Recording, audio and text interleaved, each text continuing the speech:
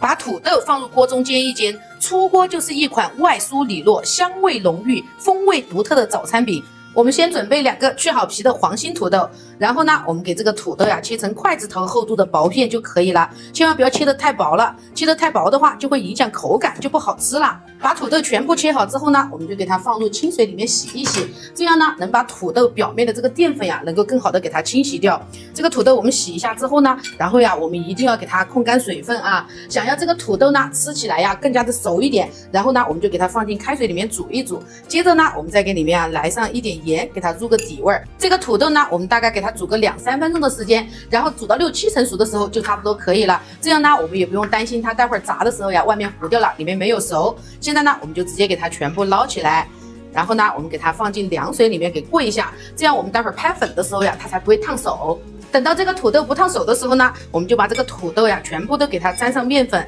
一定要给它沾的均匀一点，这样我们待会儿吃起来呢口感才会更加的好，而且营养它也不会流失。全部裹好以后呢，这个时候呀有条件的我们就准备3个小学刚毕业的鸡蛋，然后拿上一个扣碗。打鸡蛋的时候，哥哥姐姐们，我们先给它这样摇晃一下，然后呢我们这样一磕一掰，你看它就下来了啊。这个打鸡蛋呢我们千万不要在这个碗边磕啊，我们一定要在这个平坦的地方磕啊。你看一下啊，一下它就打开了，这样蛋壳也不会掉进去啊。接下来呢，很多哥哥姐姐说呀，这个鸡蛋吃起来有腥味，这个时候呢我教大家一个小妙招啊，我们给里面啊来上几滴白醋，大家也不用担心知道醋的味道啊，因为在醋呢遇到高温的时候呀它自己就挥发掉了。鸡蛋液搅好之后呢，我们就把刚刚剩下的面粉拿出来，然后呢我们把鸡蛋液啊全部给它倒进去。这个时候呢我们开始给它调味啊，首先呢我们来上一点点食用盐，然后呢我们再来上一点五香粉，因为我们做的是素菜，所以说我们就放一点五香粉增加一下香味，然后我们再给它放上一点胡椒粉去除一下淡腥味，然后呢我们继续的拿筷子呀给它搅拌一下。如果就用这个鸡蛋和面粉呢，那肯定是不够的，这样呢吃起来它不会外酥里嫩啊。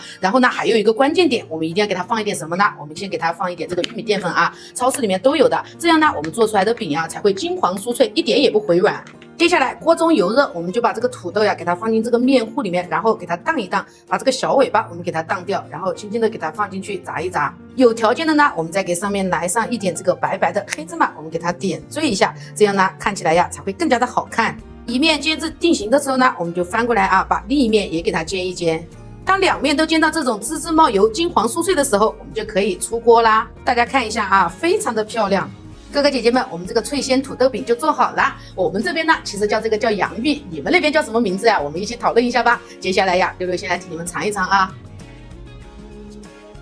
大家看一下啊，外酥里落的，真的特别的好吃，强烈建议大家呀，在家一定要试一下这个做法。关注我，做菜不翻车。